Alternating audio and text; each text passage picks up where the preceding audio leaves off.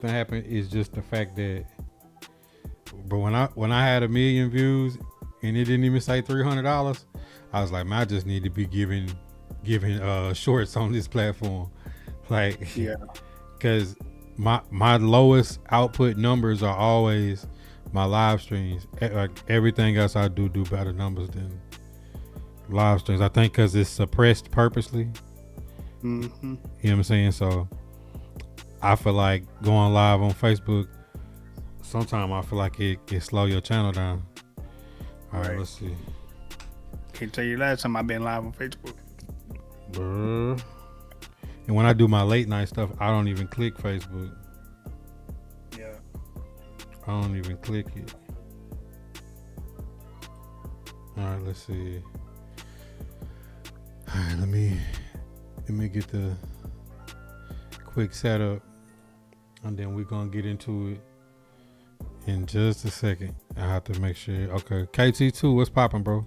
I had to do a little roll call before. I ain't gonna lie, your baseball streams live viewers be higher than Madden. Yep. I was downtown eating at Eugene's Hot Chicken. My daughter had a rehearsal for her recital, and I was down there eating and watching. That's when I was talking trash in your stream, and I was like about LeBron and Jordan, and I was like, man, you know what? I said the numbers be higher for baseball. Less drama, less argument, less beef.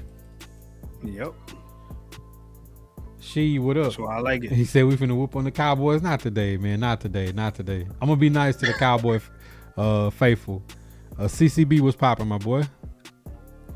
Hey, CCB, man, you better hope your coach don't kicks wheel with the gifted sub. Dragon stickers in the chat. And Statman got that. Let me drop a dragon sticker. Okay, I think we. What up, Keith? I think we're good to go. All right, let me get a voice check because it's been a long time. So we us old guys have to do a voice check. Say something, Rich. How about them Cowboys? All right, chat. Y'all let me know are our voices equal? Because I haven't adjusted the voices in a long time. This is the first Shop Talk of the year. Me having somebody in the booth since I shut the Discord down. Right. Michael B was popping. Kicks wheel in the building. Appreciate you, my boy. Week 2, Eagles Titan. I just started hating on the Eagles then since we got them week 2. All right, chat. Let me know before we get started. Is the voices even? Look. It ain't like Mike Vrabel did some Epstein type stuff, but we still got to get on his neck because he ain't a Titan no more. Randy, what's good? He said, "Let's go Ravens." Pretty decent draft. If y'all haven't checked it out, I've done breakdowns of each division's off season, and then if you go to Rich's channel, he doing kickball. He got MLB, the show going right now. He got the siblings unscripted, vacationing, all kind of things, man. Y'all go make sure y'all check in the RichBLKman. Y'all know y'all miss me. He said voices are really even. Going nowhere. He's okay. Voices is even. I want to make sure that because sometimes it's hard to tell if I haven't been in here in a while adjusting voices. So all right, look. Now let's get started, man. Y'all, God first in the chat, man. Y'all know that's been the MO this year of trying to get the best out of every day, staying positive. And can you not tell the mental health check of one RichBLKman and one Shotbybuddha with no Madden every day? Like, smiles is brighter. The sun shining. I don't know what to say. But Rich, man, just holler at the people real quick before we get started, man. Let them know what you've been up to on my side. Right. I mean, I think what you just said, the best thing that we have done in the last couple of months was actually give up Madden because I'm in a way better mental state. I'm enjoying content again. I'm actually on the YouTube platform if you guys haven't already noticed already. Even though I ain't really left Facebook, you guys still get your content on Facebook, but live streams has definitely moved over to YouTube, and I'm playing a lot of MLB baseball, but that's something that I typically would be doing anyway around this time. In between Madden and college football, I do typically play MLB, so it's not really that much of a change, but mentally the game is definitely, I don't know if it's just because it's a new game and it's a new fresher breath air or if I just really love MLB, because the gameplay is kind of crappy compared to MLB. So both games got bad gameplay, but I guess for me it's just a new breath of fresh air because I'm playing something new, and the audience is a little bit different, and I'm just growing, doing pretty well on YouTube. So I mean overall, I think the best decision was definitely giving up Madden. For sure. All right. Well, I'm glad that I took a little time out because it was it's the Titan groups that I had to get acclimated with. I know I owe RichBLKman a couple of sit downs, and just to get back into potting with other people again. I think the best thing for me this year was like taking a step back. And that's the first thing that I wanted to talk about with you is like for me, and then I wanted to hear what you thought about like finally coming to grips that like streaming a long portions of time, it's not healthy, it's not beneficial to what I'm doing right now in my life, and setting a new schedule where I now feel like I get more out of being live less. That has kind of been the method to the madness of saying I'm going to take a step away from Madden. I'm going to focus on making offline content, and now I feel like the energy is back. I want you to talk about what's been different for you since you made the switch to just being on YouTube with the vertical streams and still doing the Silver and Blue Huddle, doing Siblings Unscripted, doing Vacation, and now the Kickball and the Plants. So what was different about like switching up the schedule for you this year? Well, I think for us, and I know we talked about it like a long time ago or whatever, but we always talk about it. But YouTube always was the end game for like both of us, and definitely for me. So when I was able to get some sort of traction on YouTube, I took that as a sign that, hey, I can cut back a little bit. I can be more relaxed, and I can just focus directly just on content and getting videos out there, not going live. Because we had a time during COVID or even after COVID where I would go live for about 5 hours every single day because I had to hit contract numbers of 120 a month. So I was live pretty much every single day for about 5 hours. But then something happened where people went back to work. So therefore the whole streaming and content creation industry kind of changed, and you was kind of forced to really adapt to another method of making content. So therefore live streams wasn't as beneficial as they were a few years before that, because the landscape has kind of changed. So you had to kind of maybe just pivot a little bit. And I know some people are kind of hesitant to change, but I think that pivot for me actually paid off because it was something that I wanted to do in the long run anyway.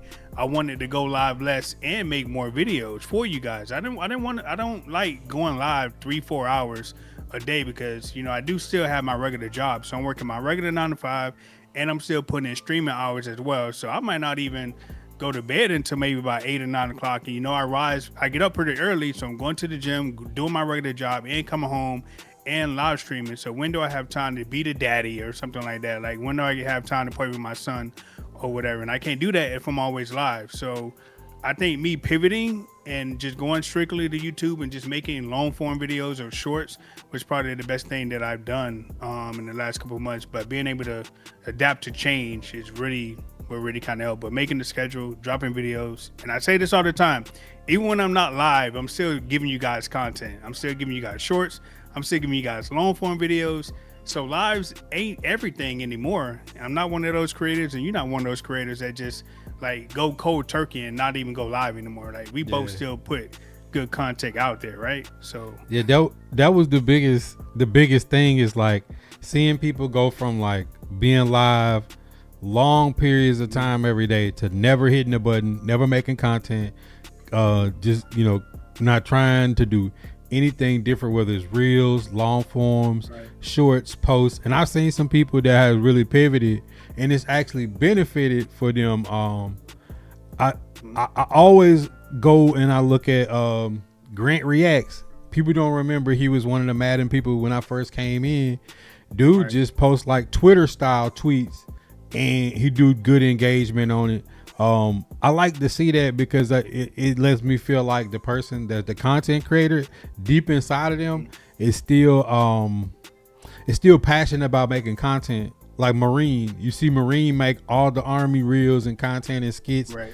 and you see it like a person get up to that amount of followers and engagement on their posts. And it was, I think that was one of the hard things for all of us to do, is to stop, like put this down for a few minutes, like a little bit less of this and a little bit more content creation, because it is a real skill.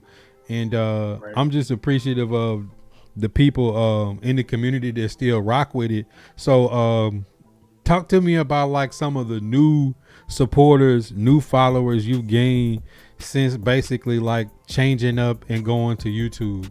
Like can you feel like it's some new like favorite chatters or something like that? Yeah, I think for the most part, I mean, I did have a lot of people that follow me over from Facebook to the YouTube. So shout out to those people. Those are the day ones.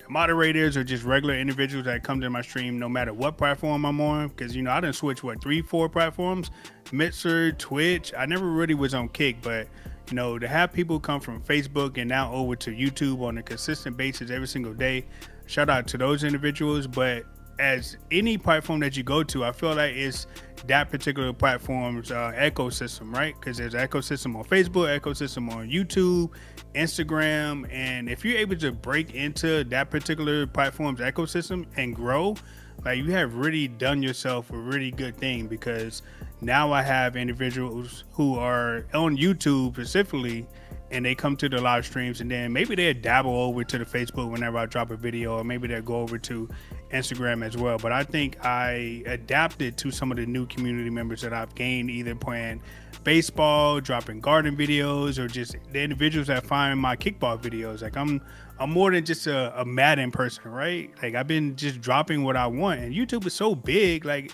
there's enough content out there for everybody, bro. Like you ain't got to stick and do just one thing. Like if you like to go thrifting, obviously you had a lot of success in that. Like people see you thrift, and then you know what? It's all about relatability, right? Because you watch football. There ain't a person in the world that don't watch football. And if you happen to be they favorite team's person, then that gives them another reason to come to your channel, right? And check out all your content. Obviously, I'm a Cowboy fan. I'm a Braves fan. You know how many people just come through because I have on a shirt or the team hat or whatever, or I'm playing with their favorite team. And they's like, hey, I didn't know you have a garden. I didn't know you grow tomatoes. Like, hey, I like that too. Or just being relatable, man. Like kickball, just being a very genuine person. Because I think after COVID, that really weeded out the true content creators and influencers that are just doing it because they love to do it, right? Obviously, there was a lot of people in the industry that are just doing it for money, scamming people, stuff like that. If you still have that same creator from 5 years ago to today, still giving you good quality content, you need to give it up for them, because they there for themselves. They're not really there for what you're giving them, right? Like they ain't asking you for super chats or stars and donations. They just giving you quality content. Like, yeah, I mean that's I think that's the biggest thing, is like to make content now. I feel like you really have to love to make content. And I had said it before it happened. You know, I looked at my crystal ball and I said the end of Facebook era, the end of the COVID streaming era was gonna be like the plague, right? It's gonna be like the grand cleansing, where it looked like things is dying, but really stuff is being reborn. And I think everybody had to truly get back in the lab when it comes to making memes, when it comes to making reels, reaching a new audience. And it felt good this week. I actually got a phone call from a Titans group that was like randomly found my content and was like, yo, like I don't, and he really didn't know how to reach out to me. He really was like, I don't know how to say this, you know what I'm saying? But like, I like to work and be a part of a group and really like support each other. And I'm like, bro, I know how it is. It's in content. Me coming from being like a gamer in Madden and coming into the Titans community, and I've seen you go through it with the Cowboys community. There's some people that don't like new people coming into their community of making Cowboy content or making Titan content. There are beat writers and journalists that hate content creators that feel like we muddy the waters between it's just another guy behind the microphone, or this guy's trolling, or I'm being serious and he's joking. But I think what you said was important, that it's the relatability. Just because you're a paid journalist does not mean you're relatable with your content. And just because you're a big content creator don't mean people are going to listen to the things that you say. It's the truth is somewhere in between. And I've kind of found it exciting when new people find my page now that are like, yo, I like when you talk Titans. And I'm like, so surprised. Talk to me about that. Like when you get new people that maybe found you from different content that have no clue about like your origins of like you a Madden guy and you play Cowboys. Like how weird is it now having people that know you from other things than the thing that was once your thing? I mean, a lot of people are I get that with the gardening community and some of those comments a little bit. Like they find out that I either play sports games or I'm a Cowboy fan or a Braves fan. Like it's pretty, any new fan of anything of mine is always like very shocking to me, because I'm like, you like my content? Like you like me? Like I'm not really doing anything outlandish to gain your attention. I'm just really being myself. So it's always a culture shock to me when people tell me that they like my content or they found it here and I'm so funny, I'm so hilarious, and they can relate to this or that. I think it's humorous. I mean, I think over the years I've got a little bit used to it. But at first, when I first would get spotted at conferences and stuff like that, out and about or whatever, it was kind of shocking to me. I'm like, it was kind of scary. Like somebody run up to you like, hey, I seen your Madden video, I seen your content. Or I think it was one time before, I'm in like this Yahoo fantasy group chat, right? And it's with 10 to 12 people. And I made this short about the 49ers, right? I made fun of them. And do you know I had an individual that was in that group chat that posted my video, didn't even know who I was, and said, this is why we hate Cowboy fans. Wow. And then someone had to tell him, be like, yo, that's me. Like, what do you mean that's you? Bro, that is me. I made that video. You talking about me. That is my video I made about your team. Here you are having daily interactions with me and can't even tell that that's my video and I'm in your damn group chat. Wow. Like, that was a crazy moment. I mean, that was a hey, you might have made it big. Like, hey, your reach is crazy, right? Yes. That's why sometimes it'd be like, you can't go to work. I can't stream when I'm on the clock, because you never know where your stream going to go, right? It may crumb culture, your boss is space. But I think at that moment when he put, and this is someone that I've like been communicating with, I've been in that fantasy league for years. So, and he knows I make content. But when he came across that video and then recognized that was me, I thought, I was like, hey, I made it. I might have made it. Mama, I made it. So you My done reach made is it. amazing. I made it. That's funny though, because like when I'm having a conversation and my man's was like, yo, so I wanted to talk to you about Madden tournaments. And for a second I had to look at the phone. I was like, wow. I was like, not thinking that like a lot of people know me from that and that's kind of their thing. And I'm like, yeah, like I haven't touched Madden in 2026, and I still will get people that will come to my football post or my sports post and be like, bro, stick to Madden. I'm like, bro, I haven't played Madden in the year 2026. Right. Like I have not streamed Madden this year. Like, I just don't play it. I'm like, bro, like I get it if you want to leave me in that box. And that's another thing I want to kind of jump into is. Right. And before you do that, I actually have people that come into my MLB streams and talk about how trash I am on Madden. I was like, bro, I ain't played Madden in 3 months, sir. So where are you getting that I play Madden? Like, you are truly a hater, or you somebody that I know personally that continues to come into the stream, because ain't no way you didn't see any Madden on my content since January. It is May, my guy. I've been playing MLB for quite a bit. So who are you exactly? Yeah, that's another part of like as a content creator, is just like in real life. When you start experiencing growth and you try other things, you do other things, sometimes people are only going to see you as that one thing. And like I want to encourage people, whether it's in your daily life or if you're a content creator, like push through that, because for every person that can't see you as anything other than what you do now, my perfect example is always like, we grew up watching Shaq. But it's some people that only know Shaq from Reebok or from TNT that's the old guy at the end of the game, or you see Joe Budden. Some kids probably can't tell you one Joe Budden song, but they know that that's who they go to when they want to watch the podcast. And now, you know, Jada and Joe, Wallow and Gilly, all the big names that are in the media space are like ex-athletes, ex-rappers, or people who used to do something else, but they're now known for something that they do with a bigger purpose than what they originally started off as. And you know, closing that chapter of the changes that we have, like I wanted to get into some of the general topics too, because we haven't been able to really rap about none of the stuff that's been going on like worldwide, and I be just kind of like having those conversations with the chat myself. But it came up, and I don't know if you remember this guy. Do you remember Jerry Banfield? I do remember Jerry, yes.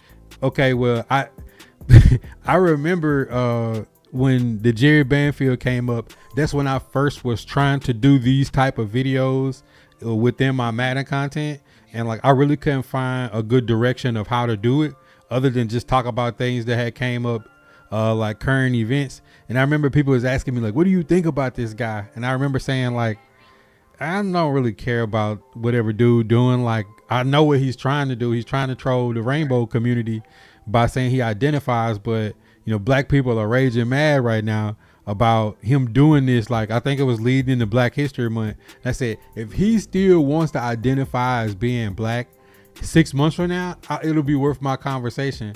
And then people were mad at me like, no, I'm like, I'm not, this dude doesn't upset me. Like he's just doing a thing. He's an actor. He's just a kind of a distraction right now. He's not really hitting my radar. And Rich, do you know what he's doing right now? What is he doing? I don't know. He's got suits on. He's making content, and he's a Bitcoin. You know those dudes that's like I got the insider. This is how you trade Bitcoin. Like he's doing like e-currencies and stuff with suits on. I'm like, obviously this guy's not trying to identify as being black. Right. He just was using the energy of black people being mad about him identifying as black to catapult whatever he was trying to project and trying to revive his page at the time.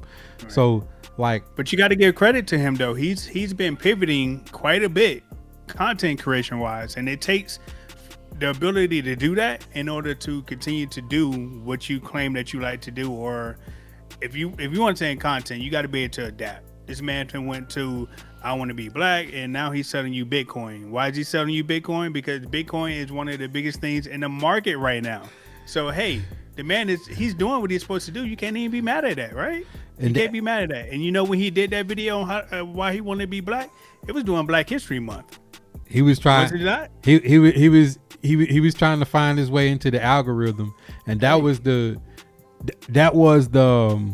sole basis of what I was gonna get into is right. When you go into new content and you pivot, you got to find a way into the algorithm of the new content that you do, because I can see when you switch up, sometimes people could get frustrated when you go into new content and you don't get any reaction, you don't get engagement, people maybe not interact with your post. And I noticed that in the Titan sphere, people knew I was a creator. They would not retweet me, they would not respond to me, they would not engage with my content, because the moment that they do, and what people so often find times to do is find negative topics or negative things to trigger people, to get people into their space. So what have you used since you've been doing the YouTube content, because you do a handful of different things? What have you used to get into the algorithm of the new communities that you join? I just post. I post and post and post some more. I think when you really grow as a content creator, or you put it on your big boy pants or your big girl pants, one of the biggest ways that you know you have made it or you have like grown is when you post and don't care about what people think. Like, I've been playing sports games since I got in content creation. Now I'm over here posting videos of plants and vegetables. And you think I care whether or not it does good or not? I don't. I enjoy making content. I enjoyed having that moment with my vegetables. So if I want to post it, I'm gonna post it. I don't care if you watch it. I don't care if you like it or comment it. I am going to post it, right? And not only that, I've been posting kickball videos. I've been posting next week. Lego Batman is coming out. I'm gonna post that content. So I'm gonna post whatever I want, whether people like it or not. I enjoy making it, so I'm gonna post it. But I think one of the success of doing that is that you start to realize that all you got to do is just be consistent and post. Like that's really the formula. Like don't really care about what other people think or whether or not this video get good views and good comments and stuff like that. It will eventually. Yeah. And one of the biggest lessons that I learned from YouTube is consistency, right? I got videos that are popping off that I made 6 months ago that I thought was, oh, that video is trash. Nobody liked that. But here we are, 6 months into the algorithm. That video is giving me some money. It's giving it's monetized and it's making a whole lot of coins coming out of nowhere. Yeah. But hey, I think that is what you're saying is one of the best benefits of YouTube that I couldn't see, because let me tell you some slick stuff that Facebook did on their way out. Do you remember when they started deleting your old content? Yeah. They started like a year out. You didn't notice it. They started like 6 months out. Now, Facebook content, when you upload it, it only lasts for 30 days before they dump it. And that is because it makes your content not evergreen content.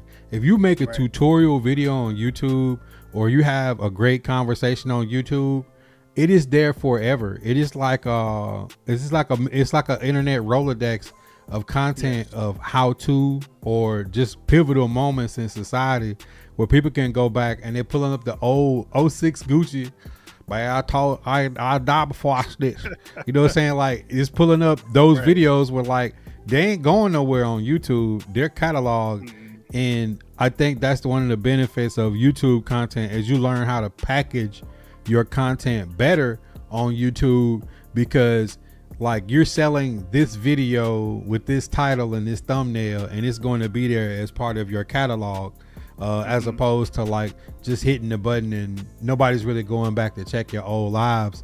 So that's why I like to do the lives, get the engagement from the chat, and then go back and cut off the fluff to where I can break down segments. And I think the consistency you said of like getting better as a creator and to breaking it as chapters. And before we get into the next little piece, that's what made Vlad so good. Vlad would take the interview and he'd give you the 10-minute clips, and then after a month he's giving you the whole video, and he's monetized all of them differently, and they all link to each other. They have their own algorithm. So I agree. I mean, like I said, you just gotta like post and like block out the outside noise that hey, your video might not be getting enough views and stuff like that. Because if you really truly look at your analytics, views shouldn't even be anything that you should be looking at, because it doesn't matter, right? It matters how much people watch the videos and how long they watch the videos, and whether or not someone clicks on your video when it comes across their timeline. That's probably the most important metric out of all your analytics, and it's not even views. It's click per impression or something like that. So I agree, just being consistent. That's the biggest lesson I've learned so far. So even though that's always something we've known. So what is the one thing you think, like let's just say this summer, because summer is here, all our kids are about to get out of school. What is the one thing over the summer that you want to get better at with your content? I just want to, if you look at my videos as of lately, where not it's the MLB videos, the gardening videos, kickball videos, I've been kind of tinkering with editing on how I bring in like a hook at the start of a video, where not I add different transitions, where not I add different effects to my videos, and also just getting better at storytelling, right? Storytelling is probably the main reason why a lot of people have success on any of these platforms. You go to TikTok, what do you hear? A bunch of, oh, let me tell you about this first date. Let me tell you about this. Let me tell you about that. They are storytelling. So I want to continue to get better at storytelling with a lot of my videos. And that's kind of what I was kind of wanting to do with the kickball stuff and also the gardening videos. But over the summer and going into the fall and winter, I want to be able to keep you hooked from the very beginning through the middle and through the end, just through storytelling. And you can see some of that in some of my garden videos. I try not to have the same type of footage in every garden video. I try to have a different element to every video, so each one looks kind of different. Where not it's the middle part, where not it's the beginning part. I may start out each video different because I want to get into the storytelling aspect of a long form video or even like a short term, because that's all that you see these days is people telling stories. Let me tell you this. This, that, they yapping. They yapping. But storytelling. That's what I want to continue to improve on. I like that, because I think that ties into what I want to get better in. I want to get better at packaging the content, and I think storytelling goes hand in hand with that. I look at, since I've been doing thrifting content, what thrifters content performs the best. The reason why I like the thrifting community is like, it's a non-negative community. We've been in the Madden community that's like beyond toxic for years, where people don't want to work with each other, and you know, it's crab in the barrel mentality. Working in a community where like there might be a thrifter that I watch that sells completely different merchandise than what I do, but I like the way they package it. Some of these people are so good, the content makes the money that pays for all the items that they buy thrifting. They make more money on viral videos than actually buying and selling items. So, you know, that's why I want to get to with that secondary page with that. And I think storytelling is important because, you know, I ask people like, they're like, I didn't know you thrift. And they're like, what you should do is show your journey inside the thrift store. People like watching your journey of what you searching for more than the actual haul that you actually got or what you sold it for. So like, that's something that I'm learning how to do, is like how to tell the story of the things I found, because, you know, a big part of thrifting is the item that you got is a vintage item. Like, let's say it's a 1990s a cowboy starter jacket and you found it and it's in great condition and you paid like $3 for it. That jacket is probably, somebody right now for a good starter Cowboys jacket will pay you $200-300 if it's dirty. So the thing is like, whose first cowboy jacket was this? Like, what games did they watch? What era was it? You know, was it Levi's with the cut side of the jeans? Like, what did they wear with it? And it has a story. And that's a big thing about the vintage community, is like every item has a story. So I want to get better at storytelling and packaging my content this year. I think that's very important. Yeah, I mean, to your point, like, people love to see the journey, right? So they love to see you getting in your car, you driving, you talking on the way to the thrift store, you walking in a thrift store. They want to feel like they are there with you. I remember when I first did my first gardening video, when I was looking for seeds and I was talking in the car and I got out and, you know, we was talking as I was going throughout the store and stuff like that. Like, that type of content keeps people hooked in. They keep them locked in because they want to see the end result, because people are nosy, right? So they want to see, what did you buy in that store? What did you find? So I think you're right about that, but it always goes back to the element of storytelling. How good of a story can you tell? How can you product all that stuff into one video and it be the greatest video that someone has ever seen before? Because once you get them hooked, you should be kind of good. I remember I was watching a video on YouTube, and at first it didn't seem that interesting. And then I look at my watch, I am 30 minutes into this video without even knowing it, because the story is that good, right? True. And it was just over something crazy that I was just watching. That is the next phase that I want to get into, is just improving my storytelling and improving my videos with edits, you know, transitions, you know, different effects and stuff like that. So, yeah.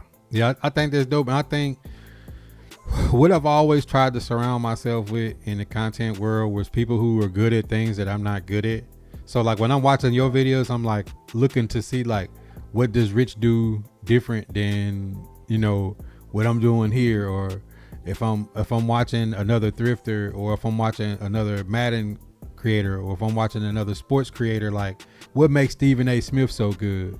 You know, like, what makes Skip Bayless good? Like, what makes the best people in the business good at what they do? And it's their ability to draw you into the story draw you into the content. And like you said, you look up, you're in the car, and you've driven 30 minutes to your destination, and you don't know whether to sit in the car and continue listening or to pause it, to come back and put it on, save it for watch later. I want to be that creator. I want to be that person that when somebody gets to work, they're on time, but they're 5 minutes late because they wanted to hear the last of what I had to say. I really would love to be that creator in the future. And also, just to add to that, I mean, as you're improving, I mean, one of the things that people currently overlook in content creation is also improving the tools that you're using to create your content. Like, for example, for me, I don't know if you watched the last Silver and Blue episode. I use a whole new platform to record that episode, and that platform has helped me get content out a lot faster and for it to look a little bit different than what it did before, right? If it takes for me to have different transitions within that podcast episode in order to keep someone's attention, I do that, right? So remember I mentioned Riverside. So Riverside is another platform to use to record podcast episodes like this, or just record videos, and the editing would do it by itself, and it'll look totally different, and it'll look more in line with some of the videos that you see today. So if you're not improving the tools that you need for your content, then you're gonna fall behind, because I think that's a critical thing that you need to do. Like, you want to do good storytelling, then you probably need to invest in a platform that allows you to make your content into like a story mode type video, right? Like, you can do that, but you want something to do a little bit better and quicker for you, because you want to just be sitting editing for hours on hours. So improving your tools along the way is definitely a good way to go. That's true, because I definitely need to put more cut scenes of like actual content into my reels and my long form content, because it's dope when you're talking and then it cuts to the action and then cuts back to the conversation kind of seamlessly. So I definitely need to look into that Riverside app, because that's an important thing that we're getting into with AI and new tools. My wife had to make this extra t-shirt that got left off of an order for a school, and she started doing the AI tool, right? And the AI was going to recreate this thing. My daughter sat on her iPad and recreated it before the AI could get done, and she's like showing it to me like, can you believe this, girl? I said, I'm telling you, these kids know how to use the actual software tools a lot better than us, who came in having to do things the manual way. You know, this is like the slave in the field, and the cotton gin comes along, they're just sitting there in disbelief. They take the hat off and wipe the sweat watching this cotton gin pick up this cotton in 30 minutes that would have took all day to go out there and get. I think that's the era that we're getting in now with the different things, because it's hard to imagine you record your podcast and you've programmed this thing to cut chapters, to cut the best segments, to cut the ones that was most engaged by the chats, to go back and make reels and take and put our faces and put captions on it. Like, that's things that would take a lot of time to, like you say, it might be worth your money to pay a monthly fee to have something. It is. And it also gives you more time back to yourself, right? Because you're not spending hours and hours cutting shorts or making long forms. Like, the biggest flex is to have as much time as you personally want, right? You don't want to be slaving. Wait. Time out.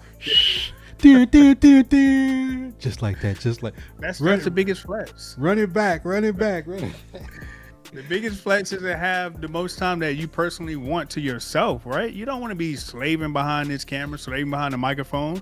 If you got tools that make your job a lot more easier, you should be utilizing them to the best of your abilities. Because I know I truly have. So as you continue to ask me about my journey on this content creation, I've gotten better at making more time for myself.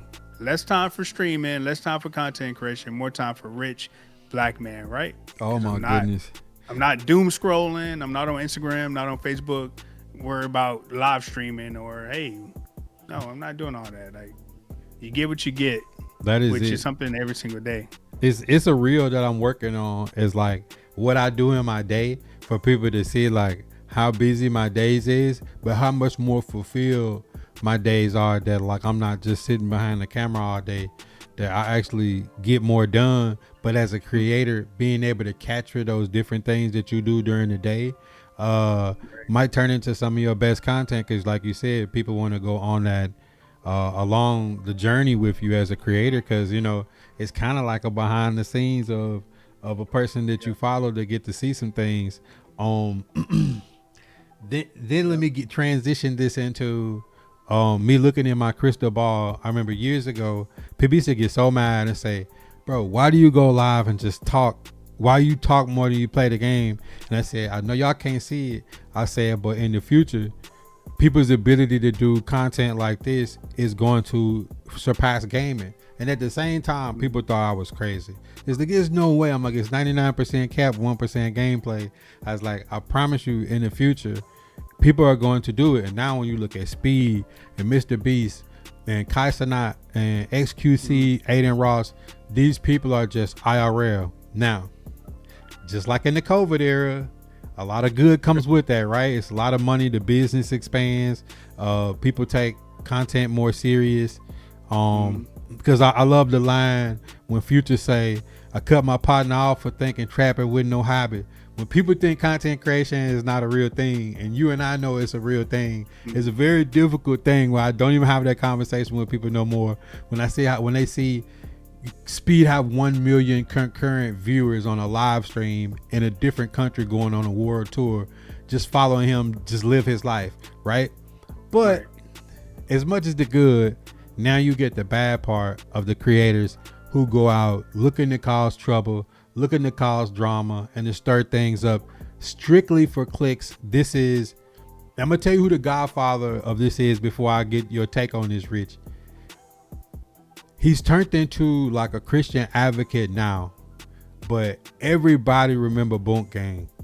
Boonk Game was the original content creator of like IRL. I'm finna go do something crazy on a stream, on a YouTube video, and people are watching this dude literally crash out and do wild stuff until he got strapped.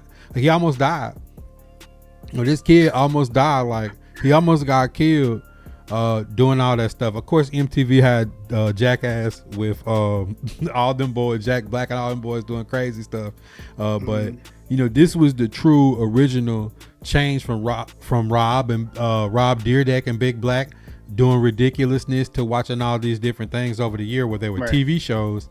Now it's IRL, and people are doing the craziest things to be seen.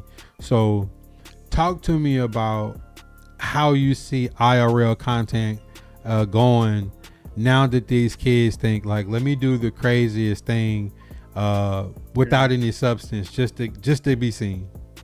Well, I think social media as a whole has kind of like killed like content creation, because everyone is looking to go viral and they're willing to do any and anything, legal or illegal, to get noticed, right? And we live in a culture now where everybody's pretty much a sheep, right? And I say that because some of the good content will not get the recognition that it need, but all the bad content will. You know why? Because it got comments and they got likes on it. But that very good content, that nice, hopeful, that wholesome, good content, don't get any reactions, don't get any comments, and it would just totally go unnoticed because you got another content creator over there acting stupid, acting ignorant, and getting all those comments and getting all those likes. So his video goes viral because you got people over there who are triggered by the activity that person's doing. So I think people being triggered so easily and so, oh, let me tell this person how bad he sucks, without really knowing that, hey, the more you tell him that he sucks, the more he's going to do. And the more you're helping that individual out to do more stupid stuff, when you got this person over here who's just really trying to entertain you or just genuinely be themselves. Could you imagine if, as a Madden content creation, even doing all that COVID stuff when Facebook was popping and stuff like that, if we all was Ciabatta Mitches on the platform, how would we be able to adapt to what we are today? We wouldn't be able to. I probably wouldn't even have enough shirts to even wear because I done ripped them all trying to be like this man. So it's crazy that people are trying to like go viral by doing some of the crazy stuff, but you got to blame social media and you got to blame the audience that watches and tolerates that type of content. And there's people that like toxic. There's people that like that dumb stuff, and shout out to them. But shout out to the people that don't sell their souls and go out of pocket to not be themselves in order to be successful, because the quiet ones, the little small streamers, small content creators. They're the real MVPs because they still get to go to bed at themselves and wake up and be themselves, not be anybody else. They're not trying to be the Speeds. They're not trying to be the Casanats and stuff like that. They're just really waking up being Rich Black Man. Rich Black Man ain't got to wake up and do no craziness because he's going to succeed regardless without doing that, because there's a lot more people who can relate to someone being genuine than people that can relate to toxic people. Like those are just sheep. That's a different take on it, and see, that's why I like having my peers and the people I like having conversations with, because like even your viewpoint is different than mine. That like, to me, my fear was not toxicity or anything controversial, or even like the trash talking. All this stuff never bothered me. The thing that scared me was what we just had with this Chud the Builder guy, which is what happens when somebody wants to be famous and wants clout so bad that they'll kill somebody or they'll get killed on camera to provoke situations. So this guy's whole MO was to go around race baiting to try to get somebody to attack him so he could shoot a black person or he could harm a black person. And it finally happened this week, and there were white creators, there were creators of all kinds saying like this, the city of Nashville, because that's where he was at the time, really needs to get this under check, because at some point the rubber in the road is going to mix, right? Like we seen when the kid did the mass shooting on Twitch. You remember when the Twitch stream was still growing, when it got shot in the grocery store? Like, what we're now getting into a scary part of, like, people are willing to do anything to be seen. And I don't think I was ever worried about some guy out saying the N-word or nothing like that. That ain't the least of my worries. My problem is what I was told when we went to Orlando about doing a Madden tournament, when William Chandler sat me in that room where we was in, and he said, it's not gonna be Rich Black Man, it's not gonna be Ciabatta Mitch, it's not gonna be Hustle Cartel, it's not gonna be Shotbybuddha, it's not LMG, it's not Lazar, it's none of those. It's going to be that person that's in the crowd that is going to be triggered by something said, or they're going to crash out, and it's not going to be able to be controlled, right? When you talk about like everything that's going on in the culture, from the Pooh Shiesty situation, you go in to talk to your guy, but you can't control them 6 other crash outs from robbing a police officer. Now you're in a Fed case. This guy was gonna keep baiting people until he got somebody that was on PTSD. The person he shot was an ex-soldier that had a history of violence himself, and the guy winds up punching him, and then he shoots this guy. He's already maced other people and had altercations happen, and now you have a situation. All on stream? He did all this on stream? On stream. This guy would go up to people and say, like, let's say you with your family in Nashville and y'all downtown. He would walk up to you and call you the N-word or something like that. And if you react, he would mace you. But then this guy hits him. They get into an altercation. He shoots the guy. And now he's in jail with a whole litany of charges there. And it's to say, like, that's my fear of where content could potentially go, is where now people are doing any and everything without thinking of the consequences. That, like, what if it wasn't the 2 people in the altercation that got hit? What if a random old person, a lady or a kid, got hit or got harmed in these situations? That, like, the platforms at some point are gonna have to put some kind of stipulation or regulation on things that people do in live streams. And I'm all for, like, no regulation, but we're getting to a point where, like, William Chandler told me the reason why Facebook would never do the Madden tournament with me was they were part of the Jacksonville shooting, where a guy couldn't take the trash talking, and it wasn't a trash talking black dude. It was a white dude with khakis and a polo that shot up Dreeny and Spot Me Please, True Boy, rest in peace. And actually what's the Big Eagles creator on I know Dubby. I don't even know. Dubby was the one that he got. Dubby and Dreeny both got shot in that. Oh yeah. But it's just to say that, like, That's the second or third time me in my content career has had to deal with like the thought of somebody doing something violent for the camera.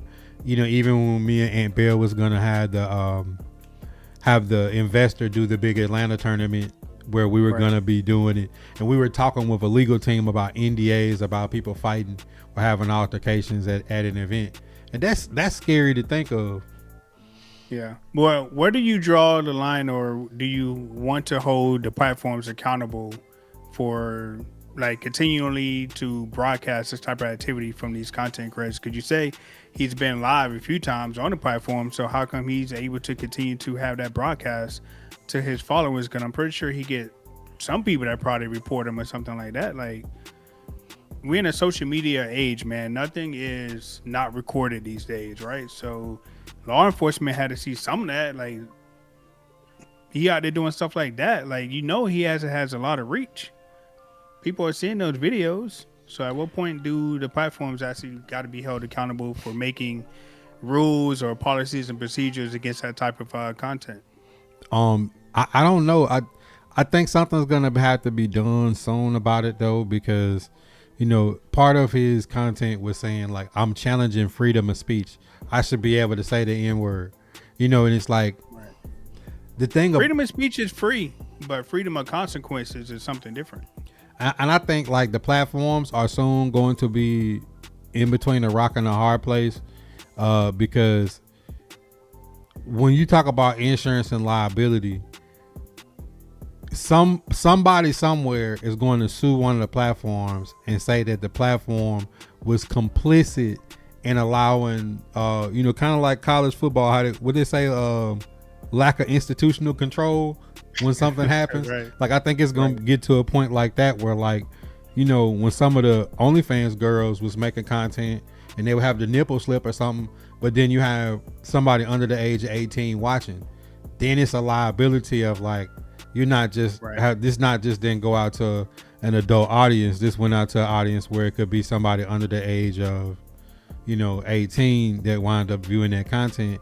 And the same for this other stuff is like, how does a platform get to a point where the content that goes on the platform is has been somewhat regulated? You remember YouTube, when YouTube changed when you're uploading the videos, because it's like that Asian park where people, you know, unalive themselves, and it wound up being in one of the videos, and that's what changed all of that to where now your video has to go through the scrubber before it uploads. I wonder how they'll do it at some point. I don't think they're going to change it at all. I mean, because I know you brought up Speed and you brought Cashapp, and great content creators. It just don't fit my taste, because I did at one point was watching Cashapp and I thought he was amazing or whatever, but I also thought he did some very ignorant and stupid things, right? So shooting off fireworks in his room, to me that wasn't funny. That was dangerous. And I think for him to broadcast that on the platform of Twitch and have all those people in there watching, I thought that was very irresponsible of him. And whether you like it or not, you do have a responsibility on your platform to not maybe like do craziness that can lead other people to do something crazy, right? You know how many other kids probably saw that and be like, hey mama, I got some fireworks, let me shoot off in my bedroom because Cashapp did it, right? I think you do have that unofficial responsibility to society, right? Like, especially when you know you are a figure like that. I mean, are we a brand name like Cashapp? No, but do people watch us and maybe mimic some of the stuff that we do? Yes, and that's no different. Cashapp is a bigger name, but RichBLKman, Shotbybuddha has pretty much that same type of influence, right? If you don't think I did something crazy behind me, that someone else wouldn't do something crazy because they saw me do it, like they would. So, but I think we do have a responsibility to be decent role models, so to say, on our platforms. That's true, and that's a perfect segue into the another topic that I wanted to get into, because it goes hand in hand. And it's funny it worked out that way. Was like recently you had 6ix9ine go on Vlad Yeah, Boosie quit Vlad. You had Charleston White go back to no jumper. You had all these people that hadn't been on platforms together get on, and then 6ix9ine went on with Big Bank, and that's been like the talk of the internet outside of this Chud situation, which is basically to say like, and that's my question to you, Rich.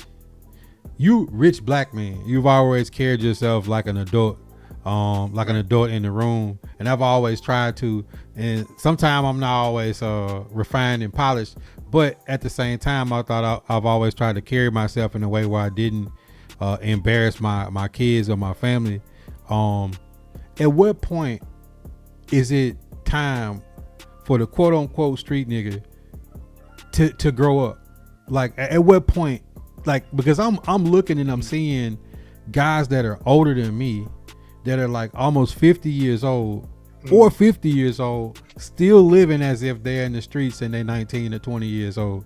So let me get your thoughts about that, about people who I feel like they stuck on stage or stuck in the streets. Like at what point is like, can you be just a real man? At what point do you not have to be a street nigga or I'm a real nigga? Like when can you just be a real man? Like at what age does this thing kick in? I mean, you would think at whatever age that these people are these days, as they continue to see younger people, way younger people, leave this place before they even get to the age. I'm not gonna give our ages, but hey, we are the unks in the community, right? So every day, just last week we saw an NBA player die at 29 due to an overdose. Like, bro, I tell people all the time, like, y'all laugh at me, call me unk this, call me old this, but you will be blessed if you see my age. Like, you should be really, really happy, because there's a lot of y'all that's 20 years younger than me ain't even making it that far.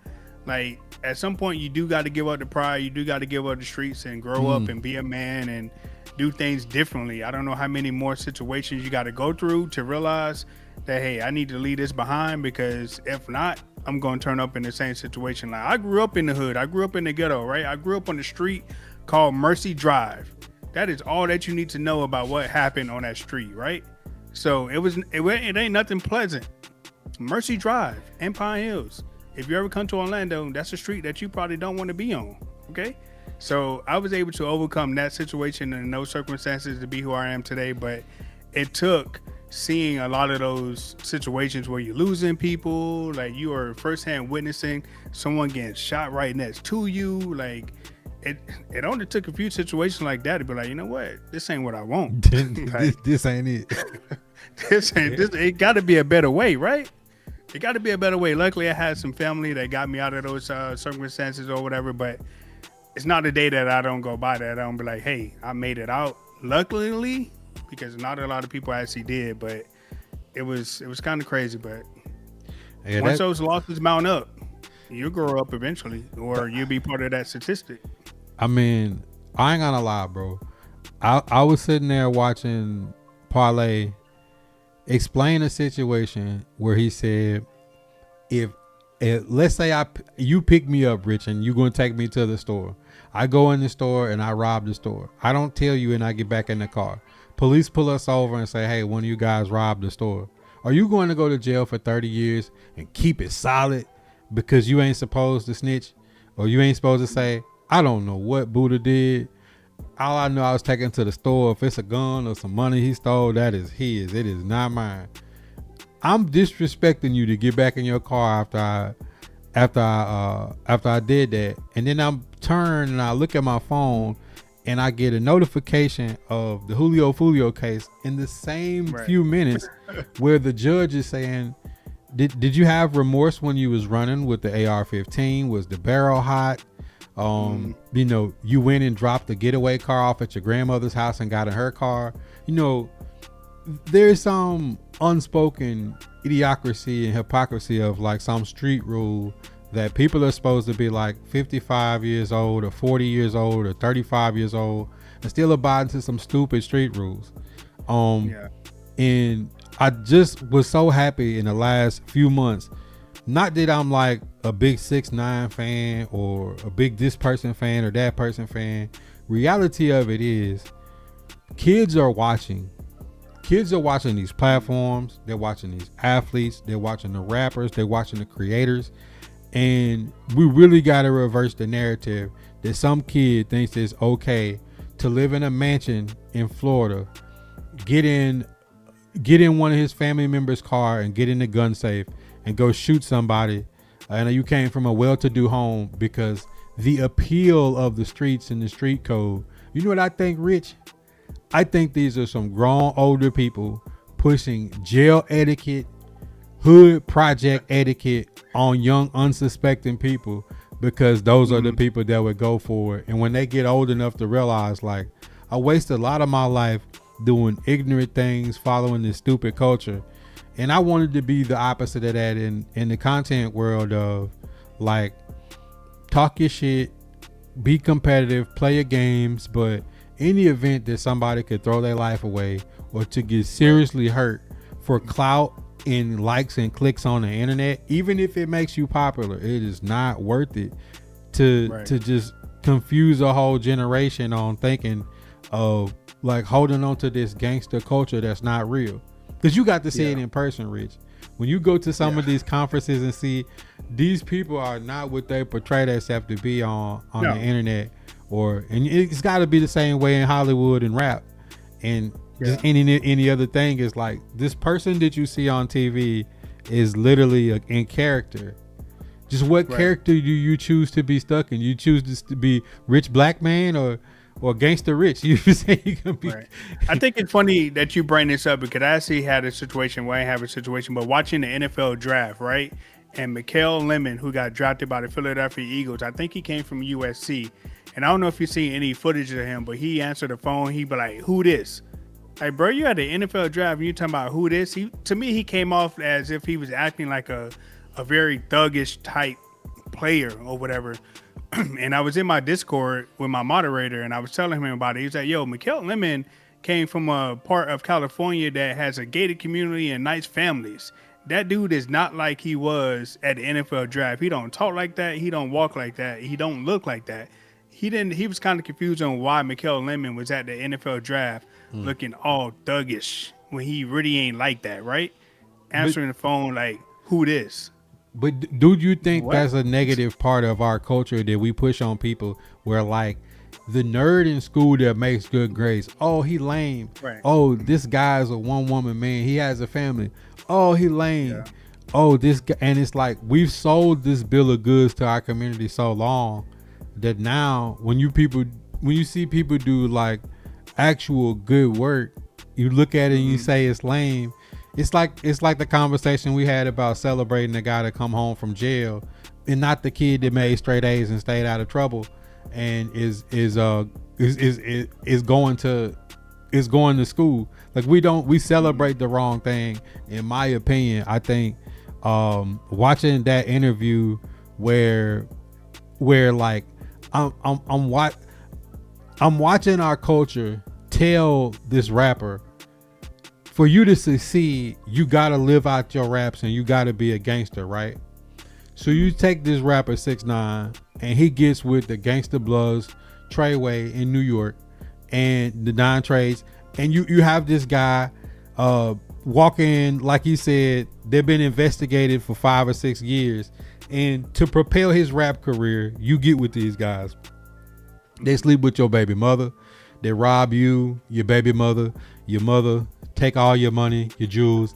And what people don't realize is, if you follow this case, when they robbed him and kidnapped him, the driver was a confidential federal informant. And as they were kidnapping him, he literally called the police that was trailing the car and was like, "Yo, they just got 6ix9ine." The whole robbery is on camera. So it's just like the Pooh Shiesty Gucci Mane situation. Whereas maybe, just maybe, we shouldn't be in a culture where we are championing somebody who would throw their life away that's worth millions of dollars to rob somebody on street principles. Because my thing about this all is, Pooh Shiesty's not going to go and rob Clive Davis. Pooh Shiesty's not going to go in Leo Cohen's office and do this. these guys if are not gonna do this to an artist that's not a person of color, because if they do and not abiding by some stupid street rules that you got from Italian mafia, which the Rico came off of, like at what point is our culture gonna say, you know what, watching a and see, this is my thing where people always argue with me about the Madden community, because me and Ciabatta always was cool. I was like, that's his own thing that he does. My problem was when other people start emulating it because they thought that's what was going to bring them success. I'm like, but that's his character. Right. You're trying to be his character, and you're not ever going to just be yourself. So then when I would see these guys like, I'm not really a thug, or I just want to play the game. And it's like, now I'm happy to see creators that make good Madden content that don't even have to do that. They're just being themselves. So it's definitely cool to see people get to be themselves in their content. And I just think at some point the culture got to promote like the decent guy, and not just being in love with the streets, you know, like keep it solid. You killed Dolph for $800 and the guys didn't even pay you after you killed him, but you got to keep it street, man. You can't be a rat. You can't be a snitch. You know, just like the women, you know, it's okay to have the girl that's a 7 or 8, that's a good girl and got her business taken care of and do things. You want the BBL with the OnlyFans, and that's exactly. I don't want to hear you crying about the crazy baby mama stories after that's what you wifed up. It's like you see it. It's just it's a crazy situation to watch. Of like the crossroads of the culture is. Are we gonna be what our grandparents was, which is like the real nuclear family, you know, the hardworking people with the old Howlin' Wolf truck and the Cadillac, or you know, and the grandma to know how to cook everything because she wasn't allowed to go to eat in restaurants during segregation, so she learned how to be a seamstress and cook and do all those things. Can we get back to that? I don't see it changing. Nope, I don't see it changing at all. But it's only going to get worse because the social media has amplified that type of stuff. Like, it's everywhere. I don't see it changing at all. It's only going to get worse until someone like I don't see it getting any better, bro. But I mean, look where we're at now. Like, how many rappers been killed? Look at content creators. We're now in the era where content creators are willing to die and get shot to be seen. That is, do you know how scary that is, Rich? That is content creators that's willing to crash out to have a career in content. And we're getting this in everything. At some point, there has to, like, we have to be the change of saying, you know what, like this just not acceptable. This backwards street culture. And one thing about me, Rich, and you know, I want to tell this story because this story is a story that I shared in meeting you. Is being on the phone with Hustle Cartel and JRTV, and I said, say whatever y'all want to say, just make the game happen because we got to make the content. The community deserve the content. At the same time, I'm talking to Facebook, being disappointed in them, saying we're never going to let y'all do a tournament because we're scared of the crash out of what could potentially happen. And at the same time, people are trying to get me demonetized on the platform. It's people that, you know, have talking about threatening and hurting people. And I say, you know what? I'm going to make it my business to, and I never told nobody this. It just was my MO. I wanted to make sure the street element, the gangster element never came into our community of Madden. And people never know like why I used to step on certain people so hard and just try to end people's careers, so to speak, was I never gatekeep. I never was trying to cut nobody's money off. But I didn't want this criminal street element to creep into content in our community because we were such a small part of it. Right. And COVID happened. That's what happened. OG Drip, the people that threatened to do something at one of the events. These are real things. Like that element can't ever come into content because it's infiltrated rap and it killed it. You know, it's like. It's such a spooky thing that now we are witnessing a content creator willing to shoot somebody or get shot to blow up. And I don't like it. I don't like it. Yeah, I mean, some of those elements that came into the community during the COVID era, that's where we got to blame it on. Because if everything wasn't shut down, a lot of those people, and I know we call them content creators, but a lot of those hustlers wouldn't be able to be on Facebook and play Madden like they was able to, right? They wouldn't be able to. All right, I can't be outside now, so let me flip the hustle into these Madden games. Let me play these cash games, right? And what really brought them all the cash was them being toxic and them talking to people any kind of way. People love that because they thought that they can like be successful, because we saw people branch off Bada, saw people branch off Hustle, and we had all these other individuals, the eyeballs of the world and stuff like that. Without those two main people, it wouldn't be no eyeball, because he wouldn't have saw anything like that and thought that he can probably mimic that, right? So and see that was always my problem is Hustle Cartel was really a gambler. Bada was really like that personality, like larger than life personality. The problem is, and I had this conversation with Yo Mama, the content creator Yo Mama, before we did Jump Off, like before the first Jump Off ever happened. And we was just having these conversations, and I was like, the problem ain't that these guys are like what's popping. The problem is when people try to emulate that's not that. Like, let them be their own thing. Come up with your own wave, because you can't be Hustle Cartel longer than Hustle Cartel can be Hustle Cartel. You can't be Ciabatta longer than Ciabatta can be Ciabatta. You see what I'm saying? Like, there's nobody that can be a Aiden Ross more than Aiden Ross. Nobody can be Kai. Like, there's nobody that can be Speed more than Speed. Nobody can be Mr. Beast. Mr. Beast is Mr. Beast. Right. So it's like, people, I hate the monkey see, monkey do, where there was no creativity, where people were like, I'm just going to do that. Now we got the rappers. Like, Dirk is a drill rapper that can really rap. There's some drill rappers that just want to kill somebody and make a song about they killed somebody. Right. You see what I'm saying? So it's like, when there's no artistic value in what a person's doing other than just like being a crash out, I think that's the scary part in it, because now people are like, let me let the crash out outweigh the actual artistic content, if that makes sense. Yeah. And it does. And rapping and that industry, music industry, has kind of changed, and it's going towards the same way, to where like you could just throw out accusations and all kind of crazy lyrics and people believe it, and it goes viral. And you saw that with the Kendrick Lamar and Drake beef, right? You saw all the different lyrics that Kendrick threw out there against Drake that still hasn't been founded to be true, right? And I'm pretty sure it hurt his pockets a little bit. I hated that beef. And you remember when that beef happened? I said J. Cole's the real winner. He backed out. Yeah. He did what the black community been begging for the black community to do.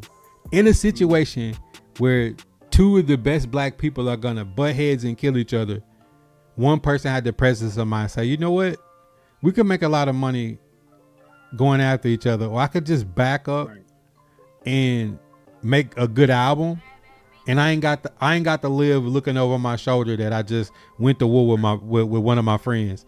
And when he put out Might Delete Later and then The Fall Off, and he can still walk around in his gray sweatpants and ride his bike and get a Philly steak. Right. I think that's the lesson for all of us, is don't fall into your ego and pride to feel like you got to go at each other. Because on one of my last videos, I was talking about Cat Williams and Kevin Hart, is if you're going to get into it, if you're going to have it, please sell it and make it content. At the event that somebody gets hurt or dies, or like, yes, beef sells, but making good content, I think if we had a J. Cole, Kendrick Lamar, Drake album, would be far better than listening to Not Like Us or Family Matters. You see what I'm saying? Like, when's the last time I had a problem with the beef, but I didn't really have a problem with the beef, because the songs was actually pretty good. I actually thought the best elements of that beef was them probably dropping a new disc every single Friday night or something like that. I thought that was the best part about it. But once they started getting into, hey, A minor and this and that, I'm like, bruh, unless you got some facts, you shouldn't be dropping those type of lyrics. I'm all about a good rap beef. Like, I really am. But the best part about the rap beef is that, hey, you say it and then you're done with it, right? Like, yeah. Kendrick just kept coming and coming with unfound accusations. I'm like, bruh. I didn't have a problem with that so much as like when you got other people jumping in. Now like Rick Ross is backing off saying he didn't mean it. Like I don't know. I would rather these guys just go in and make music. And let me apply that to our content. Yeah, I like the music. Let me apply that to our content. I've always told people we can have the disagreement, we can have the back and forth, but we got to put the content out and monetize it. When Rent Do and Carter with a C did that, and I said, bro, y'all got to play the game. And they're like, no, if that. I'm like, how can you get so mad over an internet conversation that you don't play the game and get the money? Like the end game is to put the content out and get the money. So like, regardless of Big Bank or 6ix9ine like each other, don't like each other, somebody think he this or that, they got together and made the money. You know, like you think Kodak Black is mad about doing the song with 6ix9ine that he got $1 million for? No, because the people that's gonna tell him he wrong for doing the song ain't gonna ever give him $1 million. You see what I'm saying? Like, I think that's where the content comes in, is whether you disagree or dislike or agree to disagree, you have to put out the content and make the money in the content world and just let it fall between the lines. That's like me playing basketball. I play aggressive, I play rough, but we can dap up and drink a beer after the game. You know, it's like, but I'm trying to rip your head off during the game. Right. In between the white lines. You got to be careful at who you try to come at, though, because you may thinking that this is going to make some content, going to make you some money, and it doesn't. Like, I remember on Facebook platform, I had plenty of creators come at me either over the game or just something that I said, and we had this unofficial beef, right? And they on the platform dropping videos about me, on the platform writing comments about me, and I never really gave it the traction that it got. I mean, I didn't really give them the time of day either. So they kind of failed when they tried to come at me, because I'm like, this is stupid. This is senseless, right? Like, there's nothing to be made of this beef like that you claim that we got. I didn't have any beef with anybody. I had a lot of beefs, but it was never me. I only had beef with you because you came at me when I first got on the platform. Oh yeah, I did. But it wasn't necessarily you. I was attacking the thing. But see, one thing about me is I always do this. Anytime somebody ever beef with me, whether it was what's my boy the linebacker that used to write down all the stuff on the piece of paper, but it was untrue facts. Oh man, somebody tell me. I forgot his name, but it was him, Bowler, all the different people that came after me. There's not a person that can say I haven't talked to them on the phone if we had an issue. And I'm like, bro, like, what are you really trying to do? And they're like, man, bro, da da da da da. I'm like, let's just do that and make that pop. We ain't got to fight. We ain't got to beef with each other. Like, we can be like in WWE, there's like rivalries, you know, like the Eagles and Cowboys. When they say y'all gonna play on Thanksgiving, Christmas, or the first week, everybody's tuning in. You know, it's like you can have that, but you don't necessarily have to have it where it's like it go past that. And I think that's the problem with the internet is a lot of times people go past that. And I've always tried to make it my duty to get on the phone with but believe it or not, it goes back to your point of people just wanting to be viral or thinking that beef works in order for them to be successful. Because that's the only reason why people want to be like, hey, I got beef with Buddha. Like, now me and Buddha about to battle. Now you got to divide the community. Whose side are you on? Yada, yada, yada. And right? I think the black community, and then the communities we were part of at the time, Madden and the black gaming community, and just the black community as a whole was so small. The reason what is really not wrong to have real major beefs, because you cut off the community and the resources too quick. Right. You know, it's like, that's the thing about it, is like beefing or conflict only gives you a temporary spike. Long term, it's always bad for business. I've always found that, like, even the Titans people that reach out to me, I always thank them, because I'm like, it's so many people that don't reach out and don't try to do content. There's nobody can say like, hey bro, let's work and let's make some content. I ever told no. I always tell people like, let's work, because I'd rather work with you than against you. Even if, you know, in the game we go at each other, even if in the content we're challenging each other's points, because one thing I know is like, you got to be able to put the internet to the side and and really focus on real life, what we all trying to do, which is feed our families and be successful. Right. I think that's the main thing. But I was so happy to see 6ix9ine walk circles around Big Bank in that interview to try to get some of the hypocrisy of like, let these stupid street codes go and get back to the money.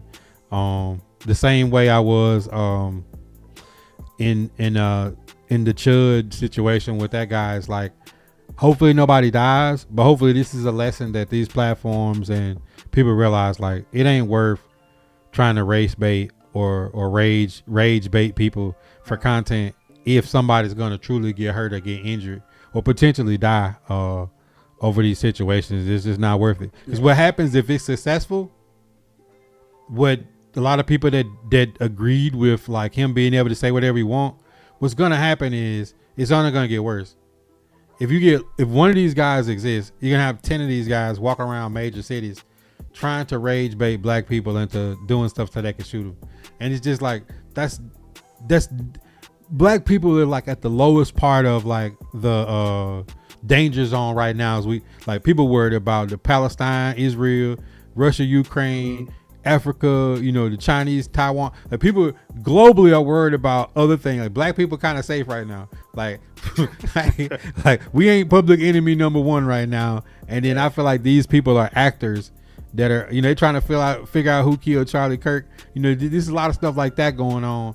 People ain't necessarily worried about black people right now. This is the perfect time for us to get together and get in while we off the radar. So like seeing I agree. That was my thought, is like, man, we don't need any black and white issues going on right now. Just let us slide under the radar and get back to it. Well, not only that, but I mean, if we had to do our job for today and give it like a positive affirmation to people, like, going viral isn't what you think it is. Going viral isn't the best thing that you would want as a person or a content creator, right? Because for the people that do go viral, it's only going to be very short term. If you are serious about even being a content creator or just going, to me, viral is longevity, right? We made it out of the COVID era. We're still here. We're still making content. Think of the people who didn't. They just wanted to have their 15 minutes of fame, their 15 minutes of being viral, their 15 minutes of being the GOAT of this, being the GOAT of that. And who do you have today? You got RichBLKman, you got Shotbybuddha. We are still here. We made it through it all. So, right here and all. Viral to me is longevity. Yeah, not just viral of 15 minutes or short term. Because if you think holistically in the world, right, all the viral moments, all the viral people that was involved in those moments, they've been viral over your entire life. How long did they last? 6, 7 months, maybe. And then let's say, you hear a story about them being broke or dead or having mental issues or something like that. Viral isn't what people think. It's not something that people should be chasing. Yeah, you should be chasing longevity. Yeah, longevity is it in the game, and I think you get longevity by being consistent, by being yourself, and by not letting your ego and your pride overtake common sense.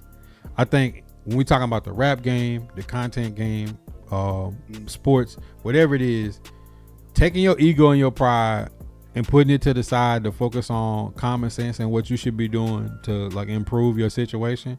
I think at times we'll have a rapper robbing his label head when he's got the hottest rap song in the world, and you can easily get a lawyer and get something set up to come out of it on top with money and to get themselves into a better situation, right?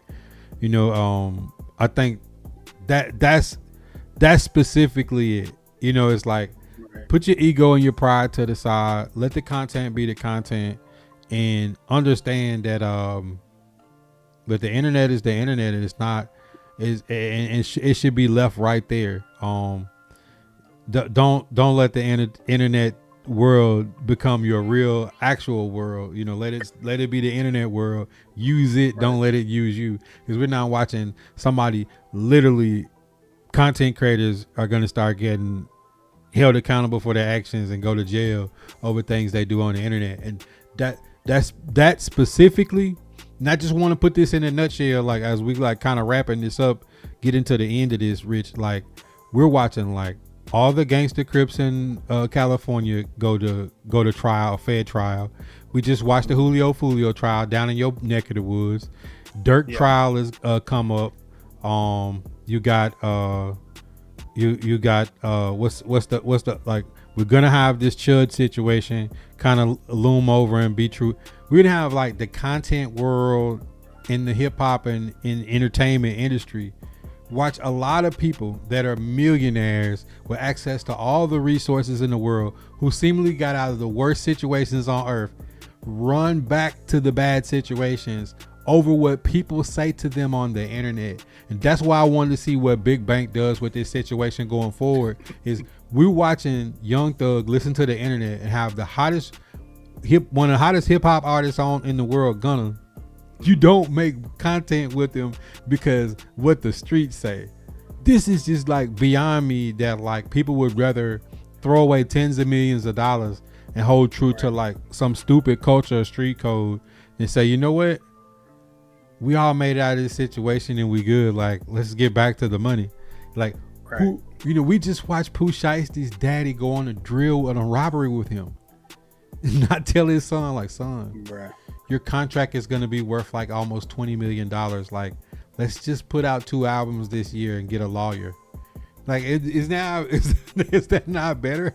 Yeah, it's beyond me. I have no. It's crazy.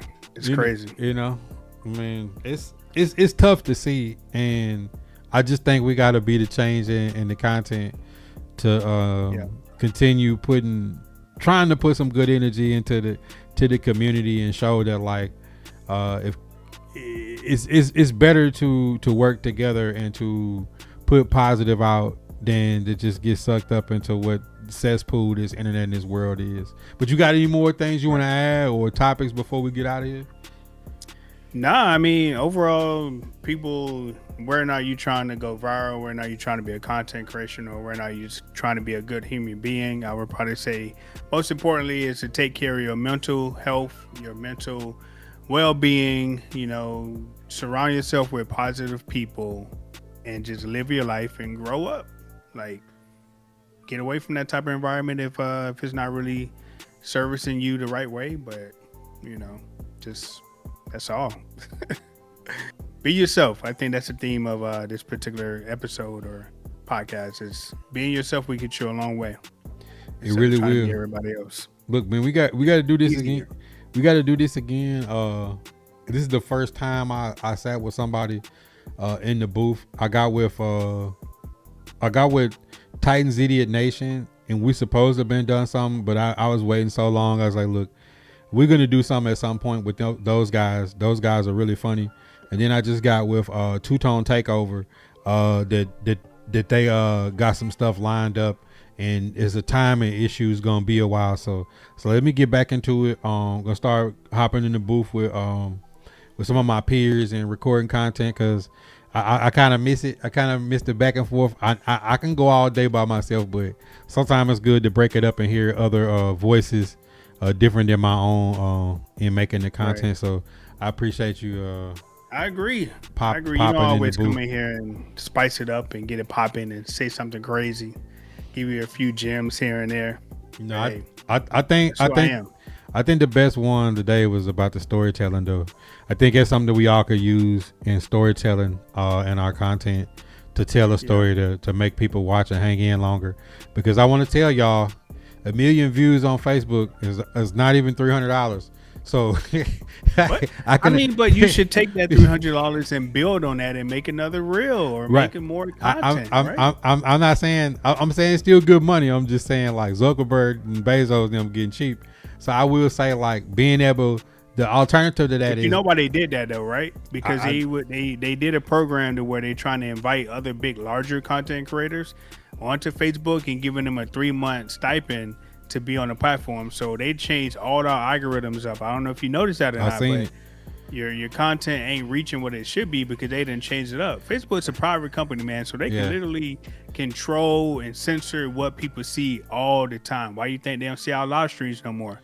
Facebook changed that. Like it's Facebook true. is damn near like North Korea. It's just about they control all this. But one thing That's I why did, I really stressed it. one thing I did catch though is like, I like that you said the storytelling, because I don't like to focus on the problem. I like to focus on how I'm gonna fix it. And how I'm gonna fix it is, I gotta find a way to make people watch a long form video and stay in that long form video and get 1 million views off of a long form video. Now we're talking brand deals and sponsorships, and that's the next goal. So I guess my last thing to you before we get out of here. One more thing. You know what made me realize that now that you say that is that baseball video that I made about how to get into the World Baseball Classic for MLB. That video did almost like 35 and it's still going today. Like, that opened up my eyes to be like, hey, people want to see that type of content more often. Not that I gotta like do a full pivot and go directly that way, but now I know in the back of my mind I got this aspect that people want to see. They want to see more how-to videos for whatever that I'm playing, and that's the route that I need to like do better in, and it's also going to improve on my story mode. There's a girl on TikTok who wants to be an aspiring actor, and you know what she does every single day? She posts a video of her telling some sort of story to help build up her acting credentials. That's the practice that she's doing. She's using TikTok as a way to storytell and to talk and to make face impressions and do different things. Like, get out there and practice. Like, I'm using all these videos that I drop ways. I use it and improve on my editing and also my storytelling. That's why I try to make each video look a little bit different. That makes sense, because like the way I want to do it is like, if I could tell a story throughout my content in each different long form video that made a person watch the entirety of long form content.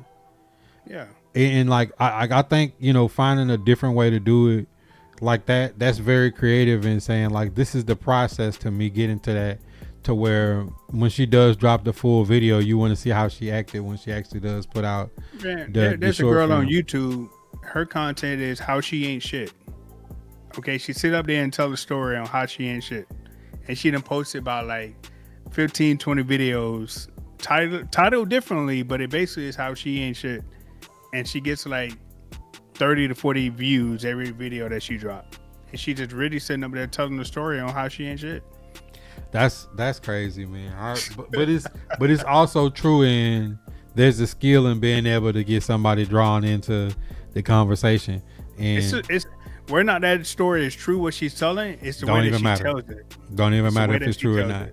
You know, it's like that's the content where it don't matter if it's true or not. Like, who sold the story? So it's the same in rap. Like, the best rappers are great storytellers.